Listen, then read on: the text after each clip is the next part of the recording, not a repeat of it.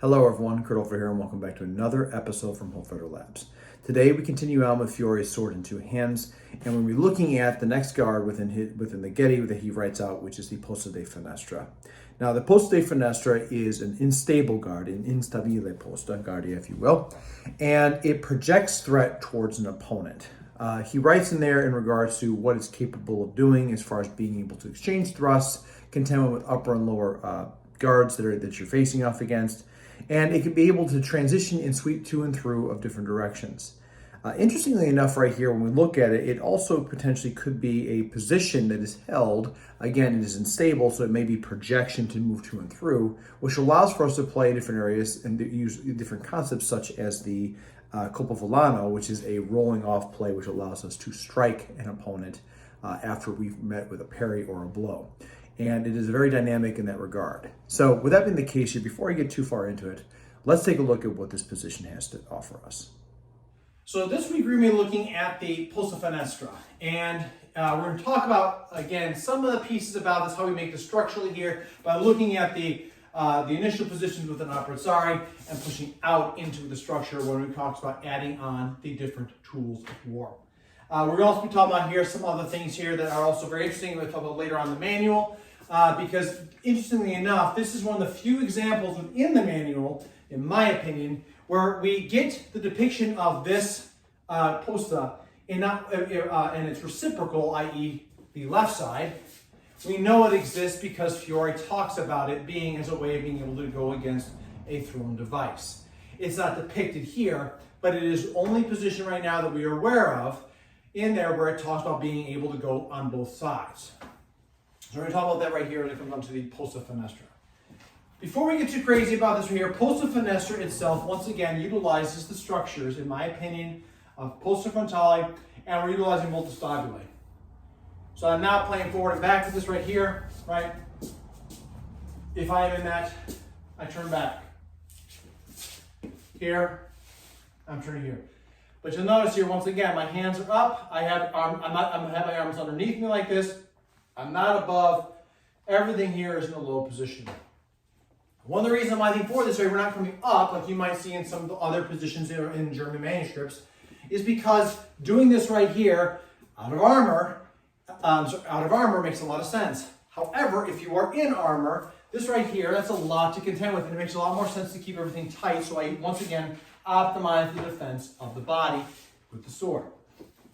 So utilizing that, once we add the sword to the body, I come up and I'm going to have to utilize a mezza volta of my lead hand, which of course makes my left hand, my rear hand, turn as well. And I am once again in this position here, which allows me to put offline. A thing to consider with this right here is, again, I've seen interpretations where people fight like this. I do not believe that's what Fiore is talking about. I believe, again, if I square up right here and I turn, I am now in a spot where I'm structurally sound. Putting myself like this right here, it makes me very narrow, it makes me wobbly, and if I'm talking about being able to generate power and utilize armor and other things to optimal positions, it's very limited. So, again, with the use of frontale and it turning over like this, it creates that almost second master cover position that we see when it comes on to dagger. Again, why is this important to note? Because these are structure points that Fiore has given to us throughout the manuscript, which he knows, so that we know, he believes to be sound ways of defending and attacking and striking out of. So because of this, we get to put all this stuff together right here, and we now have a different combat multiplier here. So popping off to the side right here puts us into Posta Fenestra. If we go to the other side, it just becomes in this other concept where I'm on this side right here. Again, using frontale, coming across, and I put this up here. The only difference is right here is my arms are uncrossed, as if it was a standard frontale, except for one hand is backwards towards me, which is my lead hand. We know he has that within the manuscript. He's talking about beating, throwing objects away from him in the sides. He's talking about taking it up as being able to contend against it, which we know is a possibility for him. For the purpose of today, we're going to be talking about what is in the manuscript with the sword in two-hand section, to be able to kind of come out to this play and understand exactly what it can and can't do.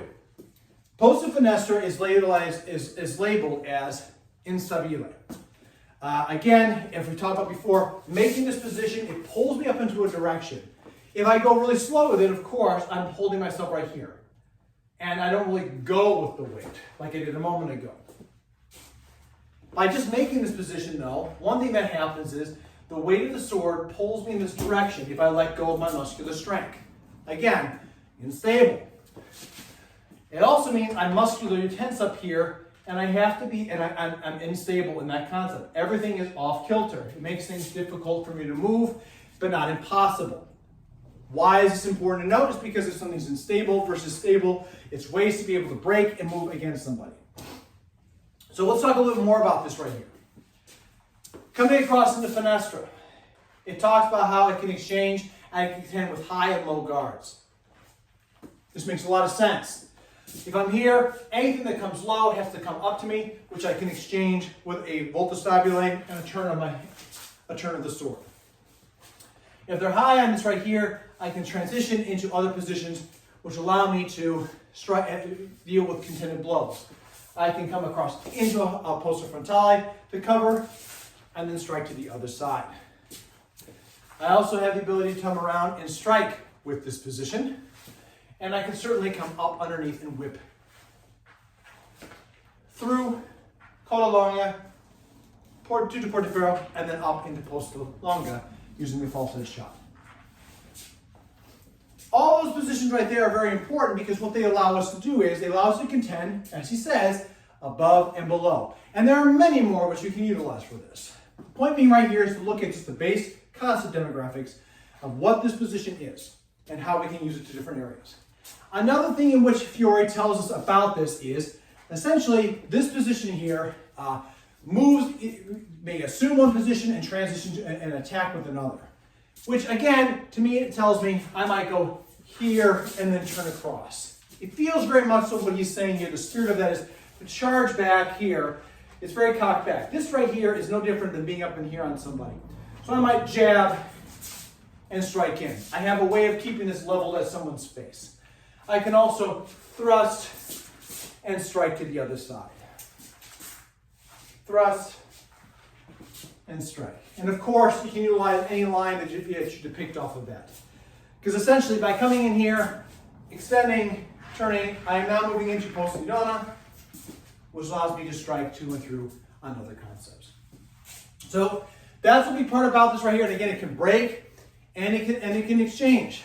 If this is my center line right here, by being able to shoot across, this allows me, once again, if a thrust is coming at me from this direction, I can exchange that. I can use the concept of posta di donna and a crest and exchange. I can also pass and exchange. Strong exchanges right here of thrusts. With that being the case, I can also break thrust by coming down with this. If I step in across, which gives access into Abrazare. I can also pass utilizing a straddle position to come across, which gives access to broadening concepts. All these right here are big aspects of what this position can and can't do. I do not believe this right here to be the same thing as an ox when we talk about thumb gripping on top. Not that one is superior or anything like this right here. It's about why I have this here in place because everything is tight. Many depictions you see them up high here or both hands are high above the head. Again, anatomically that's very possible in and out of armor, but it taxes you. And for the purpose of what we have within Fiore's manuscript, with the sword being right here in Posta di Fenestra, this allows for everything to be low and to rotate very fast into actions that are necessary, especially when you're being taxed with heavy amounts of protection. So those are your main points when it comes down to Posta di Fenestra. Posta di Fenestra also is a very interesting concept because, again, it's very seen here how we may assume Posta di Fenestra and other reasons why it may be coming into our positions right here as we rotate between blows, strikes, and movement. One we talked about before already was becoming up into Posta di Fenestra, turning through, I come into Posta di donna alla soprana to strike out into Dente di Cingaro. And of course, I can come right back up into the left fenestra position. I can also have the ability to come, if I've come here, maybe a shot comes off to my other side. I've covered once, they strike again, to turn, and then exchange a thrust in there. Again, as a way of being able to go posta to posta to be able to play different considerations. Another part right here that is very interesting, and we'll talk about this later on, especially when you start getting to tactics and strategies of this right here. And again, I'm not talking about for one-on-one combat, I'm talking about in general, is that essentially Posta Fenestra is a reciprocal guard. And what I mean by that is with what turn of the feet, a stable turn of the feet, I can go from one position to another. So if I assume the position of Posta di Fenestra, and I have a target here and a target here, with a turn of my feet, I'm not doing anything except for shifting my body. So I have a way of exchanging here, and I can cut over here. I also can turn and strike in, and once again, I put myself into Posta di Soprano. So with that being the case there, you have ways of being able to turn and shift in. If I'm dealing with multiple opponents, which may have been more of the case when you start talking about the armored tournament of the day, I can see very much so coming up, turning, and then shifting to strike on one side, coming back, popping up, and exchanging over here. So once again, talking about multiple altercations. An interesting here that was also pretty cool for me when I had to do a test a couple of years ago in regards to for some sword work. I used this quite readily when I had multiple opponents, where again, if I'm faced up right here and I have an opponent behind me, with one mezzovolta of my feet, I put myself directly into the same spot so I can strike both people. Maybe they're out of range and this person's creeping up. See them, step, and now I have a way of coming through here to pop back up into different positions. That kind of multi-opponent focus right there makes it very easy. Again, on a similar concept, being here, noticing they're coming up behind me, being able to shift and exchange to do other strikes. Again, this is not about trying to turn our back to an opponent here, but why would you have concepts of 3 turns of the feet, 3 turns of the sword, when it comes down to this motion, and tuta volta being one of them? Why would we have those things right here if they're not meant to have multiple engagements? And also in the manuscript where they start talking about multiple people coming out. So that right there is the basic structure concepts when it comes down to the Posta Fenestra, and how we break it down utilizing the positions of Abrazare and what they really kind of flow out of here as far as opportunities and plays, how they may work together, some examples right here that go with it, as well as some other considerations that deal with talking about moving to and through on different positions and how we turn up into that position, and maybe even some tactics that deal with more than one opponent fighting. So as you can see with the video, the Posta Fenestra is a quite dynamic position, which allows us to contend and roll and flow in a variety of different areas. And even though it is crossways towards an opponent with like arms in this form or fashion, it is still very relatively easy to be able to rotate, turn, and move. Now, up until this point, I've talked about how I don't think Fiore crosses his arms in certain areas within his structure. Like I said before, like a tutaport di Fiore had his arms like this, and didn't see necessarily the crossing over like you see within the German systems of the Schrankhut. I don't think that Fiore has a left and right of those, but we know in the manuscript that he states that there are 2 spots that you can use the left Posta Fenestra, the left Windows guard, to contend against thrown weapons. And those are big parts right there that point to me that this Fenestra is made to be over top and allowed to be able to turn using volta to one side or the other, which allow us to either cover or defend in different directions. Volta stabile is a huge mechanism throughout all these positions, which allows us, because essentially with volta stabile, we're able to start contending with almost like a V'd-off segment of fight. This to me also makes me think that perhaps we're also looking at a different mode of fight that Fiore may be prescribing for us, and one that contains like a fan of, like I pie off, if you will, like say like a 90-degree angle is really my fight area with these positions. That changes up a lot of the dynamics of as far as fighting and fencing goes, which I'm hoping to explore later in future videos. And the Posta Fenestra is one of those positions right there, as you've seen within reciprocal guards, the concept I put in there, about how we can shift back and forth. between the Posta Fenestra and into the Posta di Sinestra. It works the same way also being on the left side with a left fenestra into the Posta di on the right side. That's a really important piece to all this because, again, if we're looking at being able to transit between different guards really quickly and be able to shift back and forth, it tells me that there's a way for us to move that when we have to project ourselves into a different direction using that instability, which allows us to turn, flow, and move in different directions. Again, we don't have evidence about this right here for the manuscript, but we do know historical battles and or tourneys and deeds were not necessarily a one-on-one fight. There's plenty of cases out there where you have many people that you're dealing with, and if it's a battlefield or a fight along those lines right there, then you are always dealing with multiple people. And being able to deal with a sector of fire, it is a modern term, of course, is a part that would be still available for the combat professional of the time, which again gives you access to that Posta Fenestra. And being able to transition and cover to one side to strike to the other and move back and forth and kind of create almost like an X pattern, if you will, would be extremely valuable to anyone that was having to deal with that in that period of time. One more thing about this right here that I think is really quite interesting about the Posta Fenestra is that, again, unlike other depictions of upper hanging guards, if you will, I'm using hanging as a modernism, but in Lichtenauer it might be called the hang-in, which depicts a blade that is held above in a high position. In many cases, you see the arm is up like this rather than being placed underneath and leveled straight towards an opponent.